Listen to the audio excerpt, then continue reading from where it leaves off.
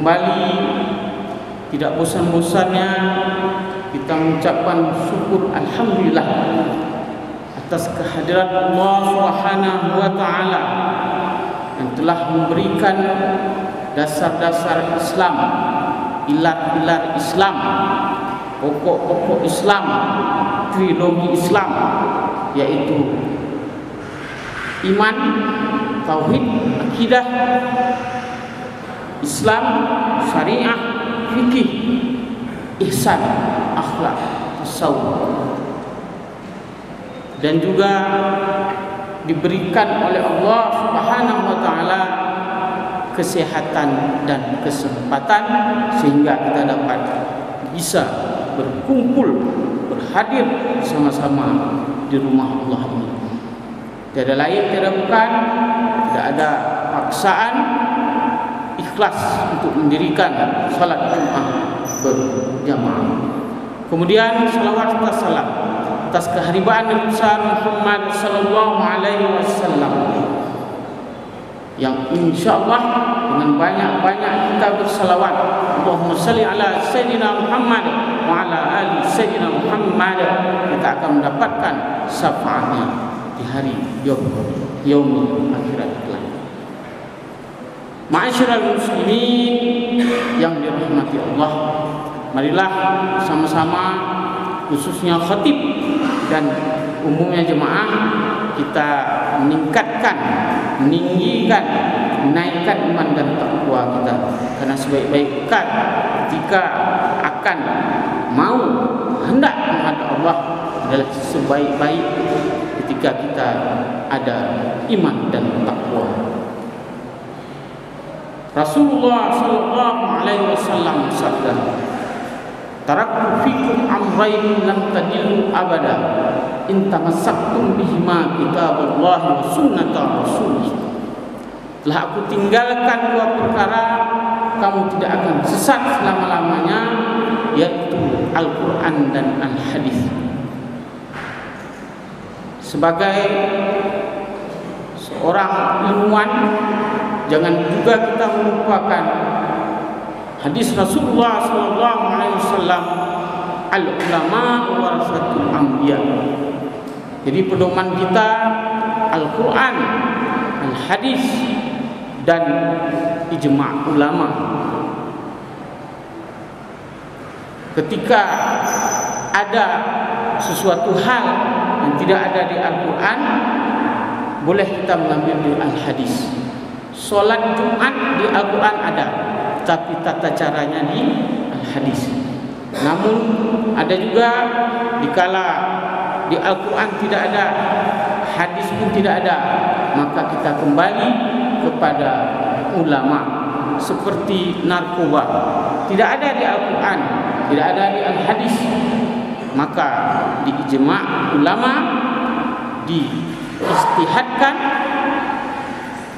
dengan persamaan, dengan analogi khamar.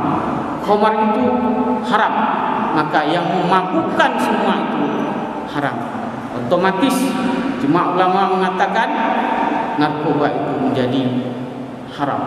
Ma'asyiral muslimin, sidang salat rahimakumullah. Namun dalam kesempatan yang berbahagia ini kita ingin melihat lebih jauh sedikit tentang Al-Qur'anul Karim sebagai pedoman kita. Rasulullah sallallahu alaihi wasallam bersabda, "Khairukum man ta'allama al-Qur'an wa 'allamahu." Sebaik-baik kamu adalah orang yang belajar Al-Qur'an dan mengajarkannya. Ada apa Al-Qur'an ini? Mengapa disebut kitab suci? Setidaknya ada 3 hal. Yang pertama, Al-Qur'anul Karim ini adalah fitrah bagi manusia. Salah satu contoh makan dan minum. Wa kulu washrabu wa la tusrifu. Kita disuruh makan, kita disuruh minum, tetapi ingat jangan berlebih-lebihan. Namun di satu sisi, ketika kita diperintahkan makan minum, jangan puasa terus dari pagi, siang, malam sampai pagi lagi. Nah, ini namanya puasa Dalam bahasa aliran kebatinan, ngableng, wisol, nyambung. Ini dalam Islam jelas-jelas diharamkan. Bukan menyehatkan badan, bahkan menyakitkan badan kita. Makanya alhamdulillah, setelah dites ilmu kesehatan, badan kita ini memang rata-rata tahan 14, 15, 16 jam. Kecuali ada daerah-daerah tertentu yang panas seperti di Argentina, wajar 8 jam, atau sebaliknya ada yang 22 jam. Daerah dekat kutub Norwegia, Swedia, mereka daerah dingin. Ini keadilan dari Allah. Tapi pada umumnya kita hanya bertahan, kalau mau sehat 14, 15, 16 jam. Dan ini dibuktikan oleh Al-Quran itu sendiri. Adakah yang mengatakan sampai 12 jam? Ada. Inilah namanya aliran kebatinan, aliran Serat Jati, Hidayat Jati, Darmo Gamdul, Gatoloco, nama yang kejawen. Mereka mengandalkan akal, bahwasanya dengan 17-14 jam aja sudah bagus, apalagi kalau 24 jam. Ini tidak bisa kita pikirkan dengan akal nalar kita. Ini harus kita laksanakan dengan sami'na wa ata'na. Imam Malik dengan kata-kata nasihatnya, mau'izahnya mengatakan, wa man tafakkaha wa lam yatasawwaf faqad tafassaq, wa man tasawwafa wa lam yatafakkah faqad tazandaq, wa man tafakkaha wa tasawwafa faqad tawaffaq. Barang siapa yang berislam, bersyariah, berfikih tetapi tidak berhakikat, tidak bertasawuf, maka dia fasik, munafik. Dan sebaliknya, apabila ia hanya saja berhakikat, dia hanya bertasawuf saja tetapi tidak berfikih, bersyariah, maka zindik, sesat. Dan yang benar itu adalah melaksanakan kedua-duanya, yaitu fikih dan tasawuf. Contoh yang hanya mengandalkan fikih saja, ketika kita sholat ini fikih, wudu, takbiratul ihram. Tasawufnya di mana? Di niat kita. Apakah niat kita karena Allah atau orang lain? Namun sebaliknya, ada orang yang penting ingat sama Allah, eling, baik di mobil, di atas tempat tidur, di kereta, lagi ngobrol dengan teman, asal eling. Dan memang karena Allah, tetapi mereka tidak melaksanakan tata tertib seperti ini, wudu.